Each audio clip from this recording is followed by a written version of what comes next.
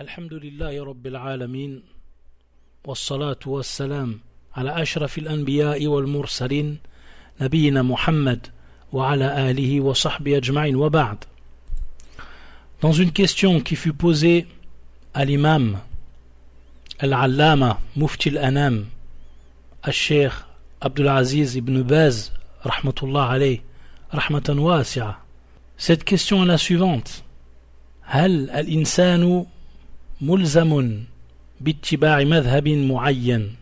ولأن هناك كتابا عنوانه اللامذهبية أخطر بدعة تهدد الشريعة الإسلامية.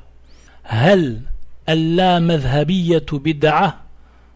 وكتاب آخر عنوانه السلفية مرحلة متميزة مباركة ولكنها ليست مذهبا إسلاميا. ما هو رأيكم فيما سبق؟ جزاكم الله خيرا. Dans cette question, qui est de deux parties, cette première partie qui traite d'un sujet important et qui est: est-ce que la personne, donc ici traduction de la question, est-ce que la personne est obligée de suivre un madhab, donc ici madhab, al-madhab al-fiqhi muayyan, précis. Donc la question elle est claire: est-ce que le musulman est obligé de suivre un madhab précis parmi ceux qu'on a cités? Ensuite le questionnaire il va citer un livre dont le titre est le suivant, donc la traduction Al-la-madhhabiyya.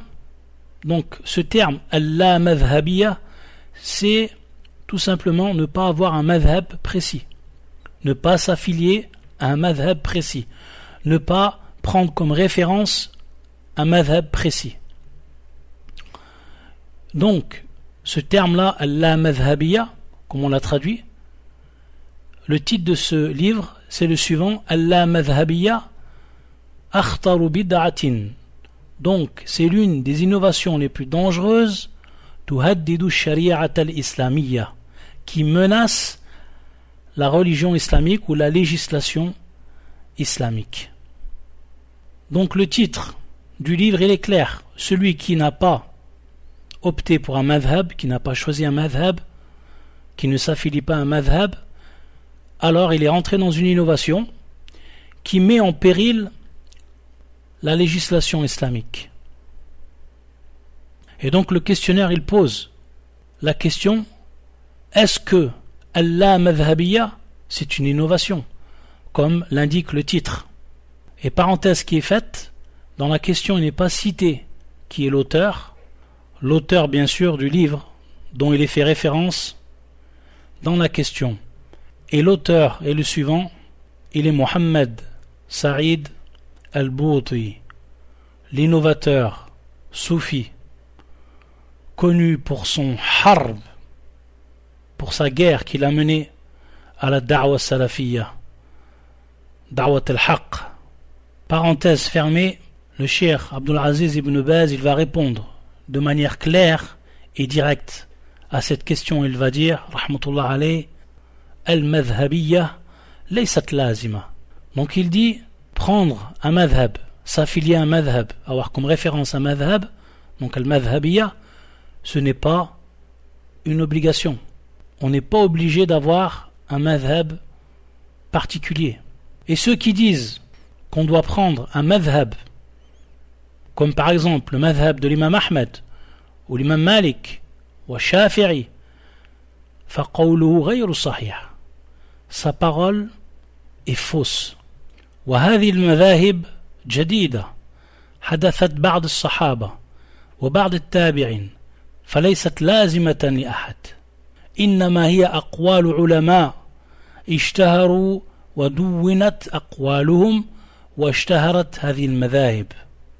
Donc ces madhahib qui sont nouveaux, c'est-à-dire qui sont apparus après les sahaba, les compagnons, et après les disciples des compagnons, at-tabi'in, donc ces madhahib qui sont apparus bien après ne sont pas obligatoires.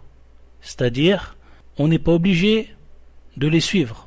Ce sont des paroles de savants qui sont devenus célèbres, qui ont été enregistrés, compilés, et ces madhahib, ils sont donc devenus célèbres. فأحمد ومالك والشافعي وأبو حنيفة رحمهم الله علماء من جنس الثوري ومن جنس الأوزاعي وإسحاق بن راهوية. Donc les savants de ces madhahib, donc comme Ahmed ou Malik ou Shafi'i ou Abu Hanifa, qu'Allah leur fasse miséricorde, ce sont des savants qui sont du niveau des savants comme Al-Awza'i ou Ishaq ibn Rahuya, et il ne nous est pas obligatoire de prendre les paroles de Al-Thawri ou alors de Ibn Uyayna ou alors de Ishaq ou alors de Al-Awza'i ou d'autres encore. De même donc, il ne nous est pas obligatoire de prendre la parole de Ahmed, de Malik, de Shafi'i et de Abu Hanifa. لكن ننظر في مسائل الخلاف فما وافق الحق من أقوالهم أخذناه وما خالفه تركناه. Par contre, on va regarder dans ces questions où il y a divergence ce qui est conforme à la vérité parmi leurs paroles, alors on va les accepter et on va les prendre. Et celles qui ne sont pas en conformité, alors on va les délaisser. وما أجمع عليه العلماء وجب الأخذ به ولم يكن هناك عذر في مخالفته فما أجمعوا عليه وجب التمسك به والأخذ به وما اختلفوا فيه وجب عرضه على الكتاب والسنة كما قال الله عز وجل فإن تنازعتم في شيء فردوه إلى الله والرسول. Ensuite il dit, rahmatullah alayh, ce dont il y a consensus sur une question dont les savants se sont réunis et sont tous d'accord, alors on doit la prendre. Tant qu'il n'y a pas une excuse de ne pas être en accord avec. Donc, lorsqu'il y a consensus de ces savants, on doit s'accrocher à leurs paroles. Et s'ils divergent, alors on renvoie leurs paroles au livre d'Allah et à la sunna. Comme Allah Azza wa Jal, il a dit, si vous êtes en désaccord sur une chose, alors renvoyez-la à Allah et son prophète. Traduction rapprochée du verset. Donc ce qui est en accord avec le livre et la sunna, on le prend.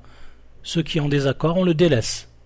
وقول من قال اللا مذهبية هذا إن أراد أنه لا يجب التمذهب وليس باللازم فهو الصحيح. Donc ici, le cheikh il dit bien, en expliquant le terme Allah madhabiya et ce qui est voulu à travers cela, donc il dit, si le terme Allah madhabiya, de ne pas avoir un madhab, c'est dire ne pas être obligé d'avoir un madhab, alors cela c'est une parole qui est vraie. وإن أراد أنه لا يجوز أن ينتسب فليس بالصحيح. Par contre, si à partir de ce terme-là, Allah madhabiya, on veut dire qu'il n'est pas permis de s'affilier à un madhab, alors dans ce cas, ce n'est pas vrai, ce n'est pas authentique. Pourquoi ? Parce que l'homme, il lui est permis de s'affilier et d'être Shafi'i, ou Hanbali, ou Maliki, ou Hanafi. Pourquoi ? لأنه نشأ على ذلك. Car il a grandi avec cela et qu'il s'est instruit auprès de ses shuyukh, auprès de ses professeurs. Il s'est instruit en conformité avec un madhab et ainsi de suite. فلا بأس أن ينتسب للانتساب لا يضر. Donc cela est permis, il n'y a pas de mal qu'il s'affilie. إنما المهم ألا يقلد ويتعصب. Le principal, c'est qu'il ne suit pas aveuglément et de manière intransigeante. بل متى ظهر الحق أخذ به. Mais quand la vérité lui apparaît, il la prend. ولو في غير مذهبه. Et même si ce n'est pas en conformité avec son madhab. لا يجوز التعصب والتقليد الأعمى. Donc il n'est pas permis de suivre aveuglément un madhab. Donc également celui qui dit la madhabiya, s'il veut dire également ne pas suivre un madhab de manière aveugle, de manière intransigeante, alors également c'est une parole qui est valable.